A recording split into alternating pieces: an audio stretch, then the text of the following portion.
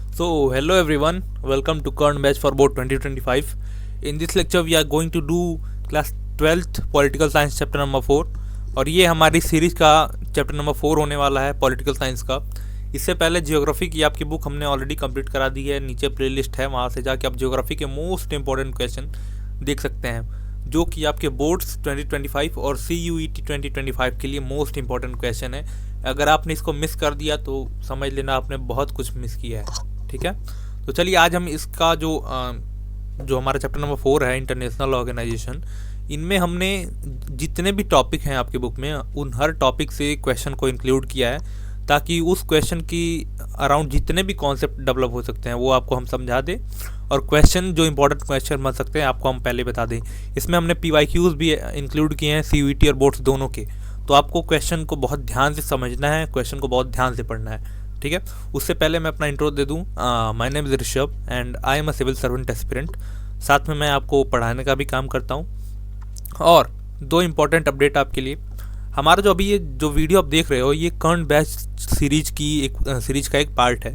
तो अगर आपने ये सीरीज फॉलो की है और अपने बोर्ड्स में 90% प्लस स्कोर करते हो तो हम आपको अपने इस हॉल ऑफ फेम में आपकी फ़ोटो लगाएंगे और आपको हम अपना अचीवर बनाएंगे। आपको हम अपने इंस्टाग्राम पे, टेलीग्राम पे शेयर करेंगे, जिससे आपके भी माता पिता को प्राउड होगा और हमें भी प्राउड होगा कि आपने हमारे साथ जुड़ के अपने करियर को बूस्ट किया। ठीक है, साथ में ही हमारे टेलीग्राम चैनल का लिंक भी नीचे डिस्क्रिप्शन में पड़ा हुआ है। वहाँ पे अनलिमिटेड नंबर ऑफ़ क्वेश्चंस पड़े हुए हैं, आप जाके हमारे टेलीग्राम को चेकआउट कर सकते हैं। वहाँ पे आज ही मैंने सुबह में इंग्लिश के भी PYQs डाल दिए हैं, तो वहाँ पे जाके आप आराम से PYQs देख सकते हो और एनालाइज कर सकते हो। साथ में एक सरप्राइज आपके लिए है कि 1 फ़ेब से आपकी जो इंग्लिश की सीरीज़ है, यानी इंग्लिश के 10 दिन में, मतलब 1 तारीख से लेकर 10 फ़ेब तक हम आपकी पूरी इंग्लिश की सीरीज़, पूरी इंग्लिश की बुक को, यानी जो लिटरेचर है और जो एक क्रिएटिव राइटिंग वाली स्किल होती है जिसमें आपको लेटर लिखना होता है या फिर नोटिस लिखना होता है, ये सब हम आपको इसमें आपको ख़त्म करा देंगे। तो आपको इंग्लिश की टेंशन लेने की बिल्कुल ज़रूरत नहीं है। इंग्लिश के लिए हमने ऑलरेडी टाइम टेबल आपको बता दिया कि 1 से 10 तारीख तक हम आपको ख़त्म करा देंगे। आपके जो कोर सब्जेक्ट हैं आपको उस पर ध्यान देना है, जैसे पॉलिटिकल, जियोग्राफी, हिस्ट्री, इन सब पे। ठीक है, आपको कोई भी हमें कांटेक्ट करना है तो आप ह्यूमैनिटीज़ विद ऋषभ हमारे टेलीग्राम चैनल है, यहाँ पे कांटेक्ट कर सकते हो। और प्लीज़ आपको कोई भी सजेशन देना है तो हमारे यूट्यूब चैनल के नीचे कमेंट सेक्शन में हमें सजेशन दो, जिससे हमें भी इम्प्रूवमेंट करने की जो इम्प्रूवमेंट करने का जो होता है वो हमें मिल सकता है कि हमें कहाँ किस एरिया में इम्प्रूव करना होता है। ठीक है, तो चलो अब हम शुरू करते हैं अपना लेक्चर। पहला क्वेश्चन जो आपका है ये UN के रिगार्डिंग है कि UN का जो मेन मोटिव था ये क्या था। ठीक है, तो देखो इससे पहले मैं UN के बारे में आपको बता दूँ, इसकी थोड़ी हिस्ट्री हम समझ लेते हैं। UN क्या है? UN एक इंटरनेशनल ऑर्गेनाइजेशन है जिसमें सारे देश एक साथ बैठ के देश की जितने भी जो विदेश का, मतलब जो पूरे वर्ल्ड का जितना भी इम्पोर्टेंट कुछ भी होता है, न्यूज़ होती है, उसको डिस्कस करते हैं कि उसको कैसे हैंडल करना है। ठीक है, ये बना कब था? देखो जब फर्स्ट वर्ल्ड वॉर हुआ 1914 से 1918 तक, तो उसके बाद जितने देश थे उन सब ने मिलके एक लीग ऑफ नेशन बनाया। ये भी ऑर्गेनाइजेशन था, लीग ऑफ नेशन, ताकि ऐसे और वॉर ना हो। लेकिन क्या हुआ, 20 साल के बाद ही सेकेंड वर्ल्ड वॉर हो गया, 1939 से 1945 तक। ठीक है, तो 1945 के बाद तुरंत बैठ के जितने भी जो विजेता देश थे, यानी जो जो इस वॉर में फर्स्ट सेकेंड वर्ल्ड वॉर में जीते थे, उन्होंने मिलकर एक यूनाइटेड नेशन बनाया, यानी इंटरनेशनल ऑर्गेनाइजेशन बनाया, जहाँ पे ये सारे देश जो जीतने वाले देश थे ना, वो सारे बैठ के डिस्कस करते थे कि हम अब आगे हमें चल के ये ऐसे वॉर नहीं करने, जिसके थ्रू अगर हम ऐसे वॉर करेंगे तो हमारे पूरे देश की इकॉनमी ख़त्म हो जाएगी और हमारा पूरा देश सफ़र करेगा। ठीक है, तो ये मेन ऑब्जेक्टिव था कि ऐसे वॉर को हम अवॉइड कर सकें, ह्यूमैनिटी को पूरे वर्ल्ड में फैला सकें। ठीक है, लोग अच्छे से रह पाएँ और डेमोक्रेसी फ्लरिश कर पाए। ठीक है, तो ये मेन मोटिव था यूनाइटेड नेशन को बनाने का। अब हम क्वेश्चन को देखते हैं। पहला क्वेश्चन आपका है, मैं क्वेश्चन आपको समझा दूंगा, फिर 5 सेकंड का गैप लूँगा। आपको उस 5 सेकंड के गैप में पूरे आंसर को अच्छे से समझना होगा और करेक्ट आंसर आप अपने मन में सोच लेना। ठीक है, consider the true statement regarding UN के जो संदर्भ में ये सारे स्टेटमेंट दिए हुए हैं, इनमें से करेक्ट कौन सा है ये आपको बताना है। ठीक है, it helps in the matter of war and peace, बिल्कुल सही बात है, वॉर एंड पीस के मामले में ये हेल्प करता है। ठीक है, ताकि वॉर ना हो और हर जगह पीस एंड स्टेबिलिटी बनी रहे, ठीक है। Help country to cooperate to make better living condition, बिल्कुल सही बात है। ये हेल्प भी करता है कंट्रीज़ को ताकि वो लोगों को बेटर कंडीशन भी प्रोवाइड कर सकें, ठीक है।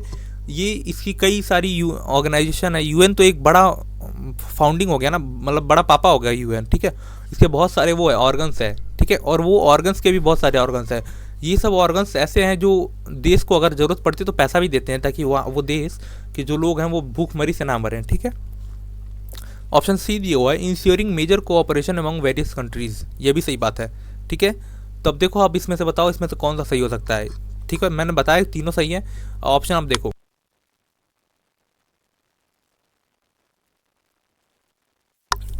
ठीक है।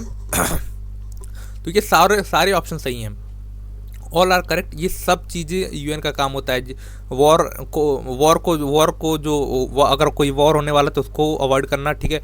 पीस को बनाए रखना, बेटर कंडीशन प्रोवाइड करना पूरी दुनिया में, ठीक है। कोऑपरेट करना, मतलब कई देश के बीच में झगड़ा चल रहा है तो दोनों के बीच में कोऑपरेशन का काम भी कौन करता है, यूएन करता है, ठीक है। चलो अब क्वेश्चन नंबर 2 देखते हैं।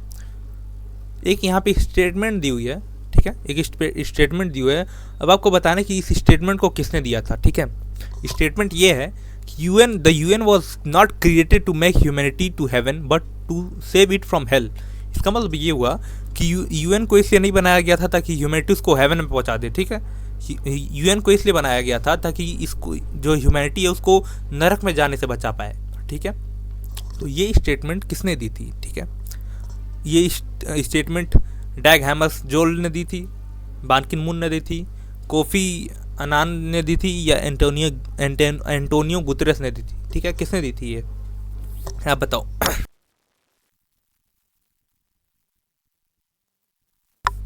तो ये स्टेटमेंट दी थी डैग हैमर्सजोल्ड ने, ठीक है।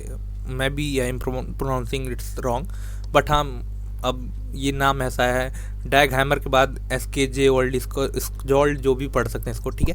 बान की मून ये फॉर्मर एक यूएन के जनरल सेक्रेटरी हैं। कोफी अनान भी एक फॉर्मर सेक्रेटरी है, और एंटोनियो गुतरेस इस टाइम पे प्रेजेंट हैं, ठीक है, प्रेजेंट जनरल सेक्रेटरी हैं,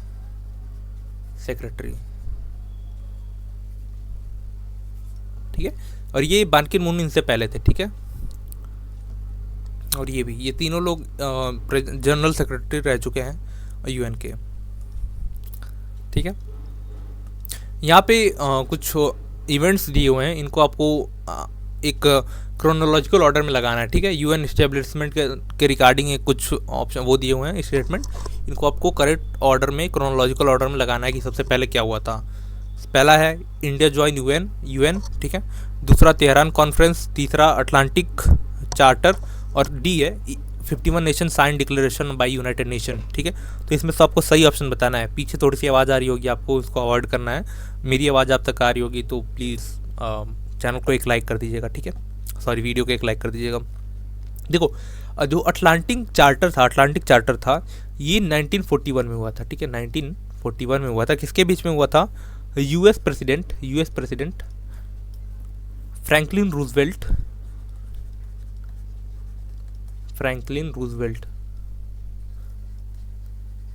रूजवेल्ट और ब्रिटिश पीएम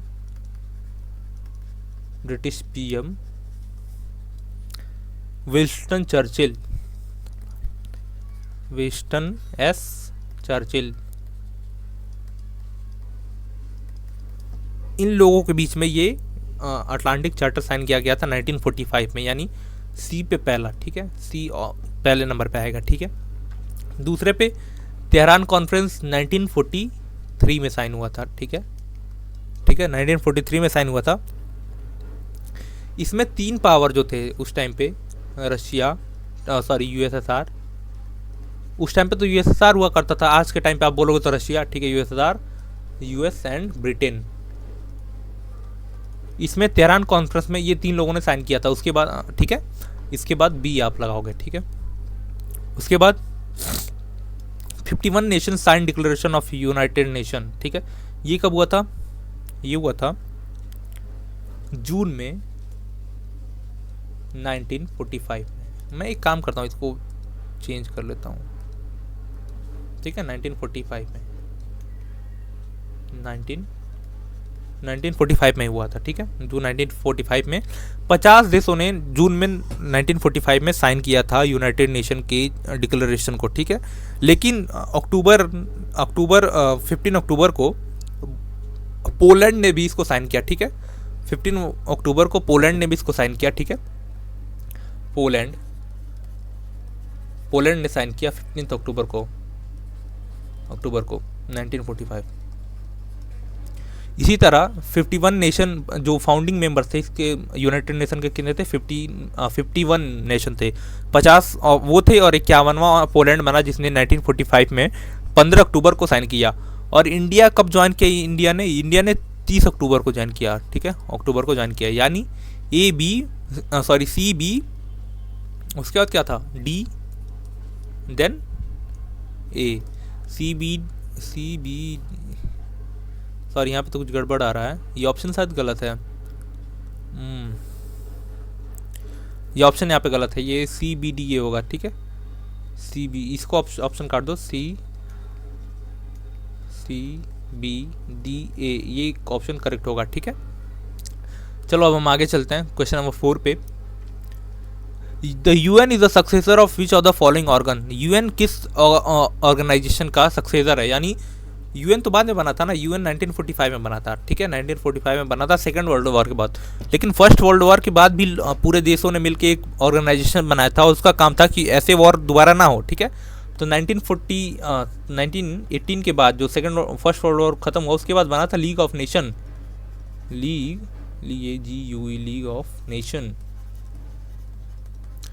ऑफ नेशन बना था, ठीक है। और इसका काम था कि ऐसे वॉर दोबारा ना हो सके। लेकिन क्या हुआ, 20 साल बाद ही एक अचानक से वॉर हो गया, सेकेंड वर्ल्ड वॉर हुआ। उसके बाद सारे देशों ने मिलकर यूनाइटेड नेशन बनाया, ठीक है। तो यूनाइटेड नेशन ऑटोमेटिकली किसका सक्सेसर हुआ, लीग ऑफ नेशन का, ठीक है। तो option C is correct. Question number 5 देखते हैं। Which of the following is not the present principal organ of United Nation. Present principal organ, देखो जो इनिशियली यूनाइटेड नेशन के जो यूएन था इसके 6 प्रिंसिपल ऑर्गन्स हुआ करते, ठीक है, 3, 4, 5, 6। लेकिन जो एक था ना एंड में इसको हटा दिया गया, ठीक है। अब कौन कितने हैं, अब 5 हैं, उसमें से जो किसको हटा दिया गया, ठीक है। Not the present principal organ, तो प्रेजेंट प्रिंसिपल ऑर्गन कौन सा नहीं है, ट्रस्टशिप काउंसिल नहीं है, ठीक है। तो option number C is correct. इसके बारे में थोड़ा सा और डिटेल में देख लेते हैं। इसको हम व्हाइट ही रहने देंगे। देखो प्रिंसिपल ऑर्गन्स कौन कौन से हैं। पहला सिक्योरिटी काउंसिल, ठीक है, पहला कौन सा है, पहला है सिक्योरिटी काउंसिल, ठीक है, पहला है सिक्योरिटी काउंसिल। दूसरा कौन सा है, जनरल असेंबली, ठीक है। तीसरा कौन सा है, इंटरनेशनल कोर्ट ऑफ जस्टिस। चौथा कौन सा है, सेक्रेटरीट।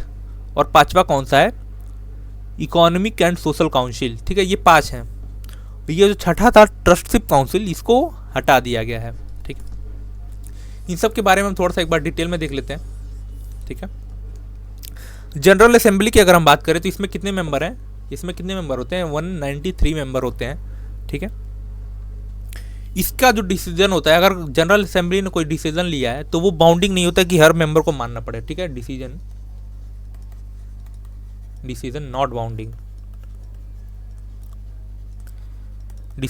बाउंडिंग, ठीक है। अगर जनरल असेंबली कोई डिसीजन लेता है तो इसके जो डिसीजन होता है ये बाउंडिंग नहीं होते हैं, ठीक है। और हम उसके बाद अगर हम बात करें सिक्योरिटी काउंसिल की, ठीक है, सिक्योरिटी काउंसिल की अगर हम बात करें तो इसमें 5 परमानेंट एंड 10 नॉन परमानेंट, यानी टोटल 15 मेंबर होते हैं, ठीक है। जो ये नॉन परमानेंट मेंबर होते हैं ये 2 साल के लिए इलेक्ट होते हैं, 2 साल के लिए इलेक्ट होते हैं, ठीक है। अगर सिक्योरिटी काउंसिल ने कोई डिसीजन ले लिया तो binding on all UN members, ठीक है। अगर जनरल असेंबली कोई डिसीजन लेती है तो वो बाइंडिंग नहीं होता हर नेशन के ऊपर, लेकिन अगर सिक्योरिटी काउंसिल ने कोई डिसीजन ले लिया तो उसके जो डिसीजन होते हैं सब पे बाउंड होते हैं, ठीक है। समझ में आई बात। अब हम थोड़ा सा इंटरनेशनल कोर्ट ऑफ जस्टिस के बारे में भी देख लेते हैं, ठीक है। इंटरनेशनल कोर्ट ऑफ जस्टिस, इसमें कितना होता है, 15 जज इलेक्ट होते हैं, 15 जज इलेक्ट होते हैं, और इनका टेन्योर कितने का होता है, 9 ईयर का होता है टर्म, 9 ईयर का, ठीक है। ये इलेक्ट होते हैं एब्सोल्यूट मेजोरिटी से, यानी इनके पास प्रॉपर मेजोरिटी होनी चाहिए सिक्योरिटी काउंसिल, और मेजोरिटी इन सिक्योरिटी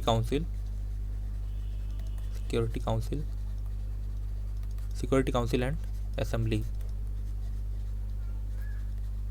ठीक है। इसमें इनको अगर इलेक्ट होना है तो इनको मेजोरिटी पाल लेनी होती है सिक्योरिटी काउंसिल में भी और असेंबली में भी, जनरल असेंबली में भी, ठीक है। अगर अब सेक्रेटरीट की बात करें ठीक है, तो सेक्रेटरीट की अगर हम बात करें तो ये सिंपल सी जो पूरा मेजर फंक्शनिंग होता है यूएन का, जैसे जनरल सेक्रेटरी होते हैं और जो हेड होते हैं यूएन के, जो इनका यूएन का फंक्शन को देखते हैं कि कैसे फंक्शन करेगा यूएन, ये आते हैं इसमें सेक्रेटरीट में। जनरल फंक्शनिंग,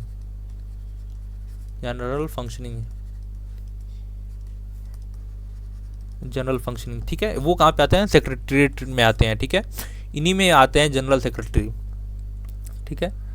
ट्रस्टशिप काउंसिल 1994 में ये वो ख़त्म कर दी गई थी, सस्पेंड कर दी गई थी, ठीक है।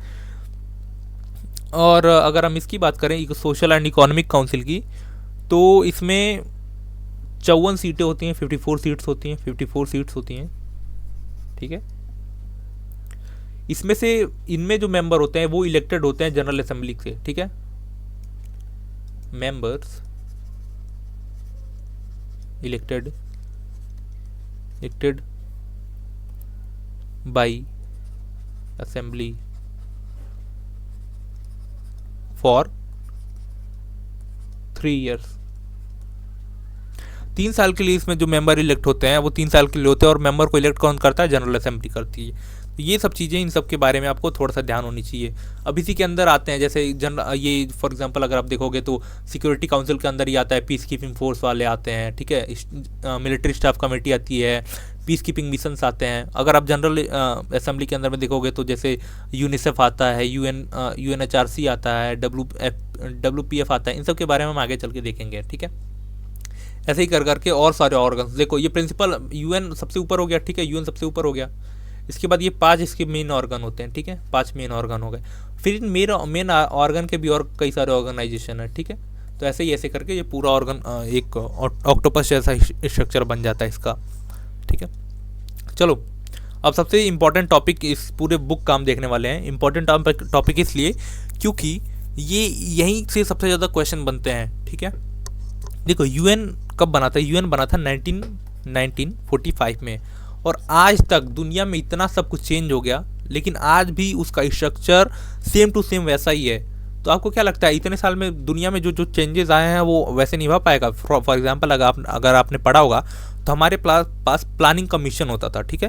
प्लानिंग कमीशन को क्या किया गया 2015 में, यानी 2015 में उसको रिप्लेस कर दिया गया नीति आयोग से, ताकि हमारा काम और आसानी से हो सके, ठीक है, क्योंकि प्लानिंग कमीशन पुराना हो चुका था। तो अब आपको क्या लगता है 1945 से यूएन बना हुआ है, उसमें रिफॉर्म की ज़रूरत नहीं है? रिफॉर्म की ज़रूरत है, लेकिन रिफॉर्म लोग करना नहीं चाहते। वहाँ के जो 5 परमानेंट मेंबर हैं वो रिफॉर्म करना नहीं चाहते, ठीक है। अब वो क्या क्या रिफॉर्म है जो ज़रूरी हैं वही हम देखने वाले हैं, ठीक है। 2 रिफॉर्म जरूरी हैं, ठीक है। There are 2 type of reforms that required in UN. पहला रिफॉर्म्स इन ऑर्गेनाइजेशनल स्ट्रक्चर, ठीक है, ऑर्गेनाइजेशनल स्ट्रक्चर में उसका रिफॉर्म होना चाहिए। और दूसरा reform with in the jurisdiction of UN, ठीक है। इन दोनों को हम थोड़ा सा डिटेल में समझते हैं, क्योंकि यहाँ से क्वेश्चन आने के बहुत ज़्यादा चांसेस होते हैं, ठीक है। रिफॉर्म इन ऑर्गेनाइजेशनल स्ट्रक्चर का मतलब होता है कि कई देश हैं, फॉर एग्जांपल मान लो जो इंडिया है, इंडिया भी आज के टाइम पे एक इकोनॉमिक पावर बना हुआ है, सोशल पावर बना हुआ है, ठीक है, मिलिट्री पावर है। तो ये चाहता है कि जो सिक्योरिटी काउंसिल की परमानेंट सीट है ना, जो 5 परमानेंट सीट हैं उसको बढ़ाया जाए और इंडिया को भी उसमें पार्ट बनाया जाए, ठीक है। तो ऑर्गेनाइजेशनल स्ट्रक्चर में चेंजेस करने पड़ेंगे, ठीक है। जैसे अगर ऐसा होता है कि जो इसके ऑर्गेनाइजेशनल स्ट्रक्चर में अगर हम चेंजेस करते हैं तो क्या होगा कि जो वर्ल्ड की पॉलिटिक्स है ना वो बेटर तरीके से गवर्न हो पाएगी यूएन में, ठीक है। और कुछ ऐसे देश हैं जैसे यूएस हो गया, अमेरिका हो गया, या फिर ब्रिटेन हो गया, या फिर कई अमेरिकी देश हो गए, ये इसके बजट प्रोसीजर में वो चाहते हैं, वो चेंजेस चाहते हैं। फॉर एग्जांपल अगर आप देखोगे तो यूएस 22% कंट्रीब्यूट करता है, ठीक है, 22% कंट्रीब्यूट करता है पूरे यूएन के बजट में। अगर यूएन का बजट 100 रुपये है तो यूएस अकेले उसमें 22 रुपये देता है, ठीक है, यूएस 22 रुपये देता है, ठीक है, यूएस 22 रुपये देता है। उसके बाद कौन आता है? चाइना आता है। चाइना कितना देता है? 12% देता है, 12% देता है। जापान, उसके बाद जापान आता है। जापान कितना देता है? जापान देता है 8.5%, ठीक है, टॉप 3 हो गए। चौथा जर्मनी है। जर्मनी कितना देता है? 6%, ठीक है। 22 नंबर पे आता है हमारा प्यारा सा भारत, इंडिया, ठीक है, प्यारा इंडिया। 22 नंबर पे आता है इंडिया, जो कितना कंट्रीब्यूट करता है? 0.8%, यानी 0.8% हम कंट्रीब्यूट करते हैं यूएन में, ठीक है। समझ में आई बात? चलो अब हम आगे देखते हैं। अगर reforms with in the jurisdiction की बात करें तो इसमें कई देश ऐसे होते हैं, कई देश ऐसा चाहते हैं जो यूएन, कई देश ये चाहते हैं कि जो यूएन है ना वो सिर्फ और सिर्फ ह्यूमैनिटी के काम में अपना योगदान दे, ना कि हमारे देश के इंटरनल मैटर में अगर हम कहीं वॉर कर रहे हैं तो उसमें उसका कोई इंटरफेरेंस ना हो। फॉर एग्जांपल अगर आज के टाइम पे इजराइल और हमास की वॉर चल रही है, आपको सबको पता होगा, तो इजराइल ये चाहता है कि जो यूएन है उसका इंटरफेरेंस ना हो हमारे वॉर में। यूएन का मेन काम होना चाहिए कि ह्यूमैनिटीज़ को बचाए रखे और सोशल इकोनॉमिकल डेवलपमेंट करे, ठीक है। यानी जो जुडिक्शन उसका एरिया है यूएन का कि वो वॉर एंड पीस को रोक सकता है, वो ख़त्म हो जाना चाहिए, जुडिक्शन में उसके चेंजेस आने चाहिए, ठीक है। और कुछ देश ऐसे चाहते हैं कि कुछ देश ये भी बोलते हैं कि हाँ ये एक अच्छा तरीका है कि हम कोई भी वॉर को अवॉइड कर सकते हैं, ठीक है। अब जो अगर हम देखते हैं कि यूएन जो था, यूएन कब बना था? यूएन बना था कोल्ड वॉर के टाइम पे। लेकिन क्या हुआ, कोल्ड वॉर के टाइम पे, कोल्ड वॉर के बाद से आज तक बहुत सारे चेंजेस आ चुके हैं दुनिया में, ठीक है, बहुत सारे चेंजेस आए हैं दुनिया में। जैसे फॉर एग्जाम्पल अगर आप देखो तो जो यूएसएसआर था वो कोलैप्स हो चुका है। यूएस अकेले सोलो पावर बचा था बहुत टाइम तक इंडिया में, ठीक है, बहुत टाइम तक वर्ल्ड में, sorry. Russia, relation between Russia and US became more cooperative, जो यूएस और रसिया का रिलेशन है वो बहुत कोऑपरेटिव बना। उसके बाद चाइना और जो इंडिया था उसका ग्रोथ इकोनॉमी का बहुत तेज़ी से हुआ, ठीक है। Many newly country joins UN, ठीक है, बहुत सारी कंट्रीज उसके बाद इंडिपेंडेंस मिली 1945 के बाद, जैसे इंडिया को ही उन्होंने बहुत सारी कंट्रीज़ ने ज्वाइन किया, ठीक है। बहुत अलग अलग तरह के चैलेंजेस आए, लेकिन यूएन क्या है, यूएन अभी भी वही फॉलो कर, जो 1945 में उसका स्ट्रक्चर था वही अभी भी फॉलो करता आ रहा है, ठीक है। चलो हम आगे चलते हैं, क्वेश्चन देखते हैं। अब अपना अगला क्वेश्चन देखना है तो पिक द इनकरेक्ट वन, ठीक है। इसमें से आपको जो फुल फॉर्म दिया हुआ है इसमें से आपको इनकरेक्ट वन बताना है, ठीक है। WHO ये फुल फॉर्म दिया हो, जैसे WHO का क्या होता है? वर्ल्ड हेल्थ ऑर्गेनाइजेशन होता है, बिल्कुल सही है। UNDP का क्या होता है? यूनाइटेड नेशन डेवलपमेंट प्रोग्राम, बिल्कुल सही बात है। UNFPA का क्या होता है? यूनाइटेड नेशन पब्लिक फंड, या यूनिसेफ का यूनाइटेड नेशन चिल्ड्रन फंड होता है। तो UNFPA का ये नहीं होता यूनाइटेड नेशन, इसका होता है यूनाइटेड नेशन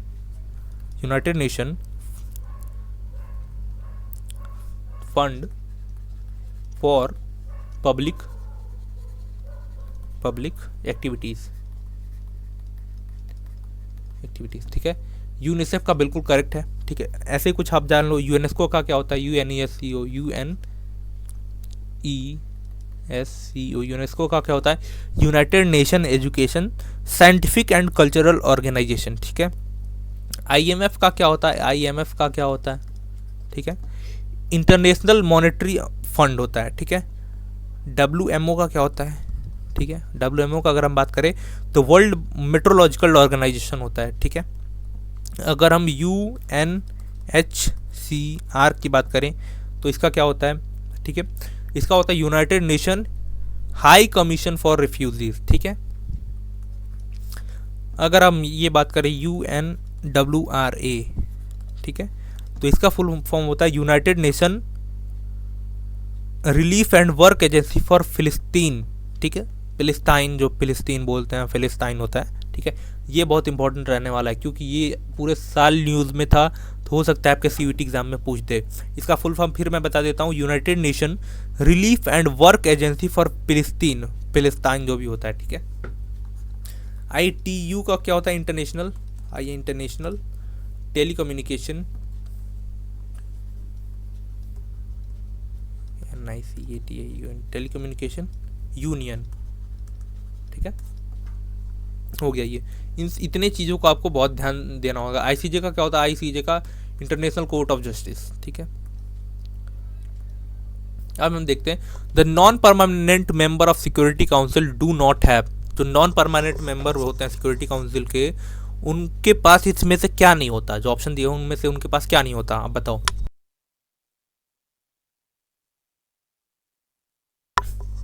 तो उनमें से जो नॉन परमानेंट मेंबर होते हैं उनके पास वीटो की पावर नहीं होती, ठीक है। समझ में आ गई बात। अब वीटो क्या होता है इसको हम थोड़ा सा अभी समझ लेंगे, आगे समझेंगे, ठीक है। अब देखा, अब पूछ रहा है the head office of international court of justice is situated at, headquarter कहाँ है इंटरनेशनल कोर्ट ऑफ जस्टिस का, ठीक है। तो जो हेडक्वार्टर है इंटरनेशनल कोर्ट ऑफ जस्टिस का वो है जिनेवा में, ठीक है। जिनेवा में और किसके किसके हेडक्वार्टर हैं, ठीक है। तो आपको समझ में आना चाहिए यूनाइटेड नेशन का UNHRC का है, UNHRC का है, ठीक है। WHO का है, वर्ल्ड हेल्थ ऑर्गेनाइजेशन का है। WTO का है, वर्ल्ड ट्रेड ऑर्गेनाइजेशन का है। और ILO का है, ILO इंटरनेशनल लेबर ऑर्गेनाइजेशन का है, ठीक है। अगर हम बात करें पेरिस की, तो पेरिस में यूनेस्को का है, UNESCO, United Nation Education Scientific and Cultural Organization का, ठीक है। न्यूयॉर्क में अगर हम बात करें तो यहाँ पे किसका किसका है, ठीक है। यूनाइटेड, हाँ सॉरी, ये जिनेवा, ओ वेट, जो इंटरनेशनल कोर्ट ऑफ जस्टिस है इसका वो जो हेडक्वार्टर है वो हाग में है। ये कहाँ पे? स्विट्जरलैंड में है। सॉरी मैं भूल गया था, ठीक है। सो सॉरी, आप करेक्ट कर ले, ठीक है। इंटरनेशनल कोर्ट ऑफ जस्टिस का जो हेडक्वार्टर है वो हॉग में है, स्विट्जरलैंड। जिनेवा में UNHRC, WHO, WTO, ILO का है। पेरिस में यूनेस्को का है। न्यूयॉर्क में मैं बता देता हूँ UNO का है, यानी यूनाइटेड नेशन का है, ठीक है। यूनाइटेड नेशन ऑर्गेनाइजेशन का है। UNSC का है, ठीक है। UNDP का है, UNDP का है, ठीक है। यूनिसेफ का है, UNICEF, यूनिसेफ का है, ठीक है। अगर हम बात करें हॉग का, तो हॉग में तो ICJ का है, इंटरनेशनल कोर्ट ऑफ जस्टिस, ठीक है। वॉशिंगटन में भी कुछ हैं, जैसे वॉशिंगटन में वॉशिंगटन में जैसे आप बात करोगे तो वर्ल्ड बैंक का है, WB का, वर्ल्ड बैंक का है। इंटरनेशनल मॉनेटरी फंड का है, IMF का है, ठीक है। तो ऐसे करके कुछ आप याद कर सकते हो आराम से, एक ही स्लाइड में मैंने आपको सारी बता दी हैं, ठीक है। क्वेश्चन नंबर 9 की अगर हम बात करें तो 9 के पहले कुछ एक वो बता देते हैं, ठीक है। 9 के पहले, जब 9 क्वेश्चन को वो करने से पहले कुछ आपको मैं एक वो बताता हूँ, इसके पीछे का बैकग्राउंड बताता हूँ, ठीक है। तो 1992 में क्या हुआ? 1992 में जो वहाँ जनरल असेंबली है ना, उसने एक रिजोल्यूशन अडॉप्ट किया। उसमें एक रिजोल्यूशन पास किया गया जिसमें 3 कंप्लेन दी गई थी, ठीक है। जिसमें 3 कंप्लेंट थी, ठीक है। वो कंप्लेंट क्या क्या थी, ठीक है। जो पहली कंप्लेंट ये थी कि जो सिक्योरिटी काउंसिल है वो वर्ल्ड की रियलिटीज़ को इस टाइम पे प्रेजेंट नहीं करता, ठीक है। दूसरा जो वो था, ठीक है, दूसरा जो कंप्लेंट था वो था कि जो डिसीजन होता है ना UN के, वो सिर्फ वेस्टर्न वैल्यू को रिप्रेजेंट करते हैं, ठीक है। तीसरा जो कंप्लेंट था वो कंप्लेंट था कि जो हमारा जो UN है ना, उसमें रिप्रेजेंटेशन में इनइक्वालिटी है, ठीक है। रिप्रेजेंटेशन में इनइक्वालिटी मतलब जो डेवलप्ड नेशन है उनका रिप्रेजेंटेशन बहुत ज़्यादा है, जो डेवलपिंग और जो गरीब नेशन है, अंडर डेवलप्ड नेशन है, उनका जो रिप्रेजेंटेशन है बहुत कम है। तो ये 3 कंप्लेन थी जो 1992 में, ठीक है, 1992 में ये 3 कंप्लेन को हाईलाइट किया गया उस रिजोल्यूशन में, ठीक है। उसके बाद क्या होता है? उसके बाद 1 जनवरी को, ठीक है,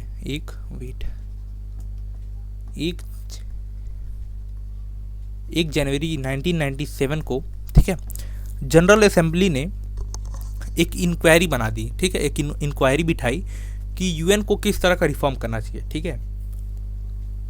उसके बाद क्या होता है कि कुछ क्राइटेरिया प्रपोज किए जाते हैं, ठीक है। कुछ क्राइटेरिया प्रपोज किए जाते हैं कि अब जो यूनाइटेड नेशन के जो सिक्योरिटी काउंसिल के परमानेंट और नॉन परमानेंट मेंबर बनेंगे, उनमें उनके पास ये क्वालिटीज़ होनी चाहिए, ठीक है। 1997 1 जनवरी के बाद सिक्योरिटी काउंसिल में जनरल असेंबली में एक लॉ पास किया जाता है जिसमें कुछ क्राइटेरिया बताए जाते हैं कि अगर ये कंट्री ये क्राइटेरिया फुल करती है तो उनको हम नॉन परमानेंट मेंबर बना लेंगे या परमानेंट मेंबर बना देंगे। ठीक है,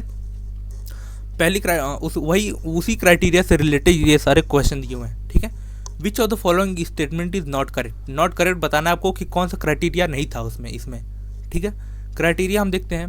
पहला, अ मेजर इकोनॉमिक पावर। बिल्कुल, अगर आप एक इकोनॉमिक पावर हो, आपके पास बहुत ज़्यादा पैसा है, आपकी जीडीपी बहुत अच्छी है, तो आपको एक नॉन परमानेंट मेंबर या परमानेंट मेंबर बनने से कोई नहीं रोकेगा। ठीक है, आप एक मिलिट्री पावर हो। बिल्कुल सही बात है।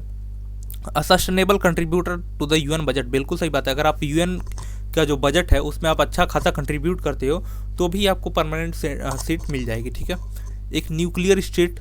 बिल्कुल नहीं, अगर आप न्यूक्लियर स्टेट नहीं हो फिर भी इससे कोई लेना देना नहीं था। ठीक है, रिस्पेक्ट डेमोक्रेसी एंड राइट्स। बिल्कुल सही बात है। अगर आप रिस्पेक्ट करते हो डेमोक्रेसी और राइट्स के तो भी आपको परमानेंट मेंबर और या फिर नॉन परमानेंट मेंबर बना दिया जाएगा। ठीक है, diverse in the term of geography, ecosystem and culture. बिल्कुल सही बात है। ये 5 चीज़ों जो थी ना, ये 5 चीज़ें बताई गई, 5 क्राइटेरिया बताए गए कि जिसको भी परमानेंट और नॉन परमानेंट मेंबर बनना है उसके अंदर ये 5 क्वालिटीज़ होनी चाहिए। हमने 5 क्वालिटीज़ देख ली। न्यूक्लियर पावर वाला ये कोई ऑप्शन नहीं उसमें था, उसमें कोई ऐसा नहीं था। ठीक है, तो आप देखोगे कि इंडिया के पास ये सारी क्वालिटीज़ हैं। इंडिया की इकोनॉमिक पावर है, मिलिट्री पावर है, यूएन में भी अच्छा खासा कंट्रीब्यूट करता है। ठीक है, डेमोक्रेसी है, डेमोक्रेसी को रिस्पेक्ट करता है, राइट्स को रिस्पेक्ट करता है, डाइवर्स है जियोग्राफी के टर्म में, तो भी इसको परमानेंट मेंबर क्यों नहीं बनाया गया?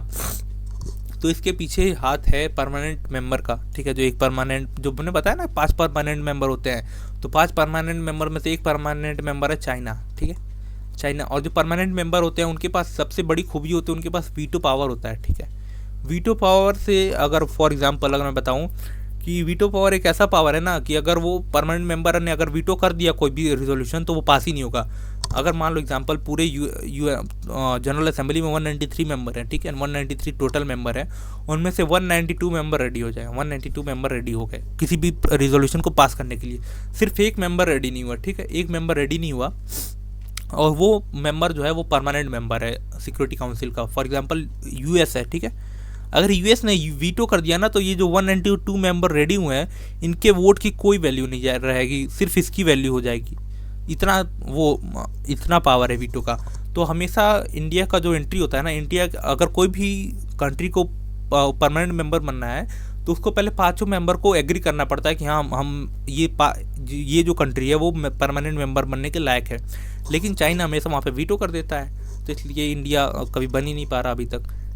4 तो रेडी हो जाते हैं, 5वां नहीं रेडी होता ये। ठीक है, वीटो के बारे में अगर हम थोड़ा सा समझ लें आपको, तो वीटो है ना, ठीक है, एक पावर टू वोट निगेटिवली। ठीक है, ये क्या है? पावर टू वोट, NEGATI, ये पावर टू वोट निगेटिवली है। ठीक है, इसमें से मैंने आपको बताया कुछ लोग ऐसा कहते हैं कि जो वीटो है उसको ख़त्म कर देना चाहिए क्योंकि ये डेमोक्रेसी के कॉन्सेप्ट के बिल्कुल अगेंस्ट है। बिल्कुल अगेंस्ट है भी। आपको अगर लगता, आपको भी पता होगा कि वीटो अगर 192 मेंबर एग्री हैं, अगर एक मेंबर एग्री नहीं है तो फिर वो बात ख़त्म कर देगा। ठीक है, तो इसी तरह करके आप समझ सकते हो। वीटो का सबसे ज़्यादा यूज़ अभी तक किसने किया? तो वीटो का सबसे ज़्यादा यूज़ किया है 2018 के अभी तक, 2018 तक, मतलब 1945 से 2018 तक अभी तक सबसे ज़्यादा बार किसने यूज़ किया है? तो USSR यानी जो रशिया है आज का, उसने 139 बार यूज़ किया है। ठीक है, फिर यूएस ने किया है, यूएस ने 84 बार किया है, चाइना ने 11 बार किया है, यूके ने 32 बार किया है, फ्रांस ने 18 बार किया है। ठीक है, इसके बारे में तो समझना था आपको। देखो, the total length of, question number 10 है, the total length of member represented in general assembly. जो जनरल असेंबली में जो टोटल नंबर है, वो कितने देशों का है? तो अभी मैंने बताया कि 193 कंट्रीज होती हैं जनरल असेंबली में। ठीक है, क्वेश्चन नंबर 11 अगर देखें तो ज्यूडिक्शन की बात करें तो ज्यूडिक्शन में सिंपल सा कुछ नहीं आता। ज्यूडिक्शन में आप अगर देखोगे तो एक मीन्स 19 जब 60th एनिवर्सरी थी ना यूएन की, तो वहाँ पे कुछ स्टेप लिए गए थे, जैसे for example creating creating peace building commission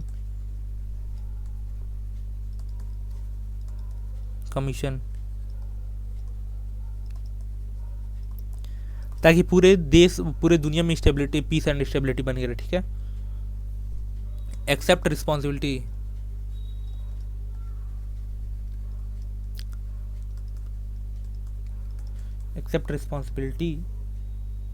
of nation in case of failure, ठीक है। अगर कोई देश की जो कोई देश है उसकी गवर्नमेंट फेल कर जाती है या किसी वजह से कोलैप्स कर जाती है, तो उस टाइम पे यूएन की जिम्मेदारी रहेगी कि उस देश को संभाला जाए, ठीक है। अगर तीसरा अगर आप बात करें कि जुडिक्शन क्या है, ठीक है, तो तीसरा है इस्टेब्लिश ह्यूमन राइट काउंसिल,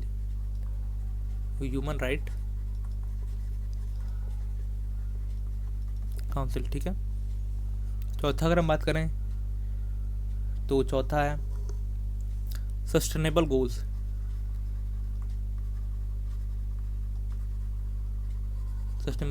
तो ये चार चीज़ें हैं, और बहुत सारी चीज़ें हैं लेकिन आपके बुक में चार चीज़ें दी हुई हैं, ठीक है। ये चार चीज़ें जुडिक्शन ऑफ यूएन की आती हैं, ठीक है। क्वेश्चन नंबर 11 देखते हैं अब हम, ठीक है। चूज द इनकरेक्ट वन, आपको इनकरेक्ट वन बताना है, ठीक है। इसमें से आप पढ़ो, मैं 2 मिनट में आया बस।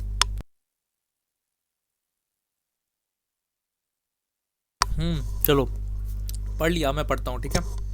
ऑप्शन ए देखते हैं। India want to become the permanent member of Security Council, बिल्कुल सही बात है, इंडिया बनना चाहता है। India favour reforms in Security Council, ये भी बनना चाहता है, ये भी चाहता है वो, ठीक है, कि रिफॉर्म हो सिक्योरिटी काउंसिल में।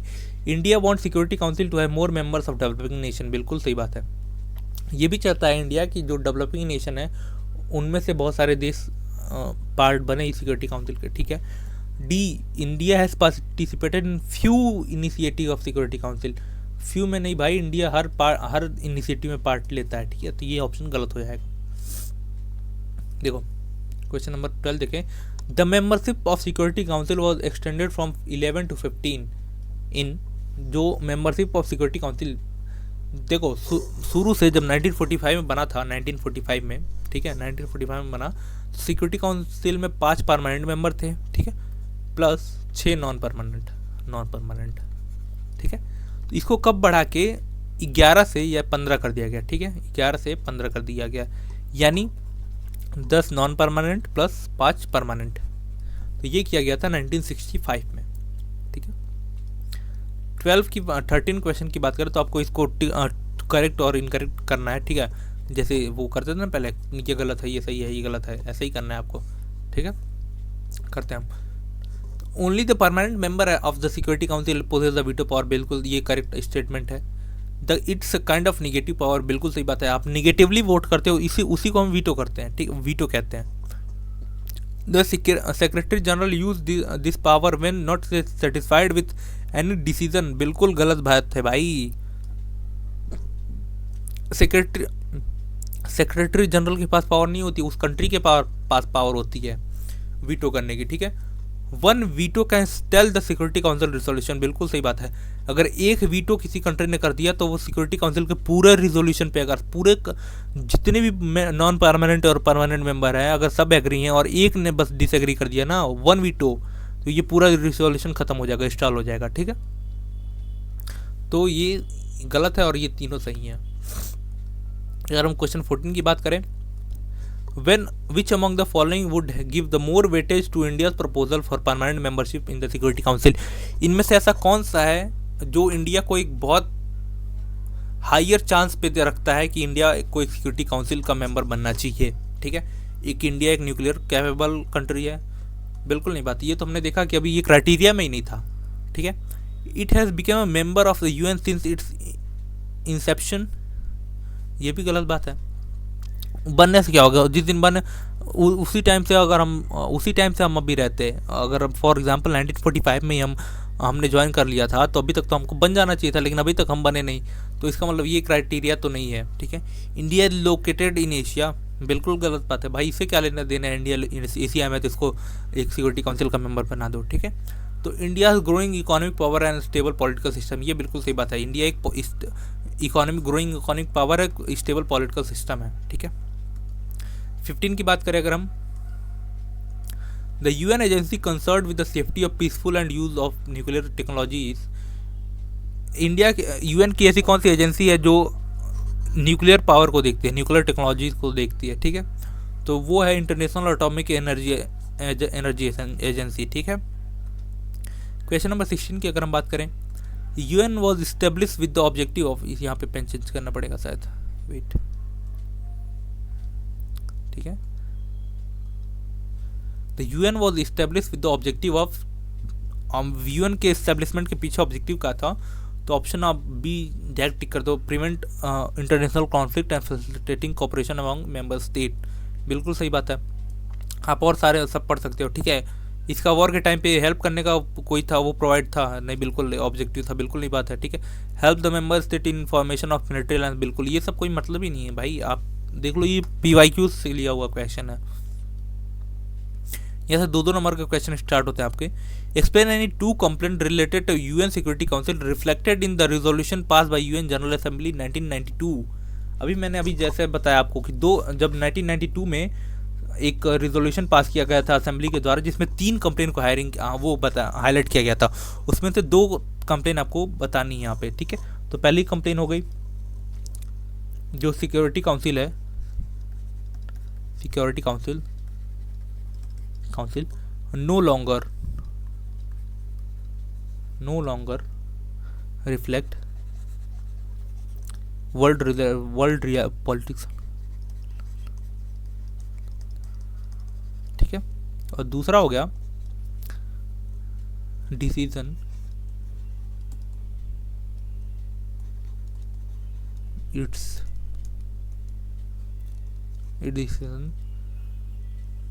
reflect only वेस्टर्न, ठीक है। तो ये 2 चीजें हो गई, और तीसरी क्या थी इसमें, तीसरी थी लैक ऑफ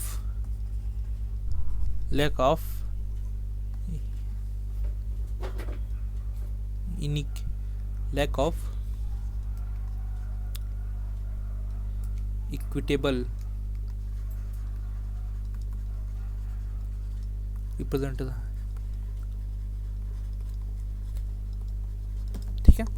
अब देखो ये क्वेश्चन मैं लिखूंगा नहीं, मैं आपको समझा दूंगा, आपको क्वेश्चन ये लिख के हमारे टेलीग्राम चैनल पे डाल देना, टेलीग्राम पे नहीं बोल रहा हूँ, इंस्टा पे आप डाल दोगे, मैं आपको चेक करके बता दूंगा कि आपको कहाँ कहाँ पे इंप्रूवमेंट करने की जरूरत है, ठीक है। क्वेश्चन नंबर 12 आपको अगर 18 देखें तो 18 में दिया हुआ है, सॉरी 18 में दिया हुआ है, state any 2 advantage of international organization होने के दो इम्पॉर्टेंट एडवांटेज क्या होते हैं, आपको ये बताने हैं। जैसे अगर आप लिख सकते हो कि इसमें जो वॉर के टाइम पे ये कोऑपरेशन को वो कर सकता है, कोऑपरेट करने के लिए वो कर सकता है, एक वो स्टेज प्रोवाइड कर सकता है जहाँ पे सारे देश बैठ के जो इंटरनेशनल इश्यूज हैं उनको डिस्कस कर सकें, ठीक है। जैसे करके आप इसको बना के लिख सकते थे, ठीक है। 19 की बात करें हम तो 19 में India has supported the restructuring of United nation on several ground, support the statement. India क्यों सपोर्ट करता है रिस्ट्रक्चरिंग द यूनाइटेड नेशन, क्यों? क्योंकि अगर इंडिया बन जाता है यूनाइटेड नेशन में, अगर कोई परमानेंट मेंबर बनता है ना, तो उसकी वैल्यू पूरे वर्ल्ड में बहुत ज़्यादा बढ़ जाती है, उसकी बातों को सुना जाने लगता है, ठीक है। तो इसी तरह आप इसको बना के लिख सकते हो, ठीक है। ऑप्शन अगर इसी में बी पार्ट पे हम देखें तो reforming the United nation means restructuring of Security Council, बिल्कुल सही बात है। अगर हम बात करते हैं कि यूएन में रिफॉर्म चाहिए, ठीक है, तो इनडायरेक्टली हम किसकी बात करते हैं कि हमें सिक्योरिटी काउंसिल में रिफॉर्म चाहिए, सिक्योरिटी काउंसिल। ऐसा क्यों बोलते हैं हम, क्यों? क्योंकि जो सिक्योरिटी काउंसिल है ना, वो सबसे इम्पोर्टेंट ऑर्गन है। अगर हम सिक्योरिटी काउंसिल में रिफॉर्म कर देंगे तो ऑटोमेटिकली हम यूएन में रिफॉर्म कर देंगे। तो इसी तरह आपको इसको समझाना था कि सिक्योरिटी काउंसिल में हमें क्या क्या रिफॉर्म करना चाहिए। फॉर एग्जांपल वीटो पावर को थोड़ा सा और वो करना चाहिए, कम करना चाहिए उसकी जो पावर है वीटो की। दूसरा, हमें नॉन परमानेंट मेंबर को बढ़ाना चाहिए और परमानेंट मेंबर को भी बढ़ाना चाहिए, ठीक है। इसके जो डिसीजन है वो सब हर जगह पे बाउंड नहीं हो सकते, मतलब अगर सिक्योरिटी काउंसिल कोई डिसीजन लेती है तो उसको हर जगह बाउंड किया जाता है, हर देश को मानना पड़ता है उसको, ठीक है। तो ऐसे बना के लिखना था इसको। 20 की बात करें हम तो describe any 4 criteria propose in 1997 for new permanent and non permanent member in United nation security Council. ये मैंने अभी पिछले स्लाइड में समझाया था आपको, पीछे जैसे वो एक मिलिट्री पावर होना चाहिए, एक रिस्पेक्ट करता हो डेमोक्रेसी की, ऐसे आप इसको चार पाँच लाइन में बना के लिख सकते हो, ठीक है। अगर हम 21 की बात करें, explain the ground on the basis of which India seek to be become a permanent member of United nation. India किस ग्राउंड पे कहता है कि हमें परमानेंट मेंबर बनना है सिक्योरिटी काउंसिल का? इंडिया क्यों कहता है कि हमें परमानेंट मेंबर बनना है, ये आपको लिखना है। फॉर एग्जांपल अगर ऐसे लिख सकते थे आप इसमें कि इंडिया एक इमर्जिंग इकोनॉमी पावर है, एक स्टेबल पॉलिटिकल सिस्टम है इंडिया के पास, एक न्यूक्लियर पावर तो आप लिख सकते हो कि बनाने के लिए लिख सकते हो यहाँ पे, ठीक है। और बहुत डाइवर्स है, रिस्पेक्ट करता है डेमोक्रेसी की, राइट्स के लोगों की, ठीक है। बिग नेशन है इन टर्म्स ऑफ पॉपुलेशन, दुनिया की सबसे ज़्यादा पॉपुलेशन को अपने पास कैरी करता है। तो ऐसे आप इसको बना के लिख सकते हो कि इसी बेसिस पे इंडिया यूएन में सिक्योरिटी परमानेंट मेंबर की सीट चाहता है, ठीक है। अब इसी में बी देखो कि explain the 3 main component reflected in the resolution adopted by UN General assembly in 1992। अभी प्रीवियस क्वेश्चन में जो 2 नंबर के क्वेश्चन थे उसमें 2 पूछा था, इसमें 6 नंबर में तीनों पूछ लिया, ठीक है।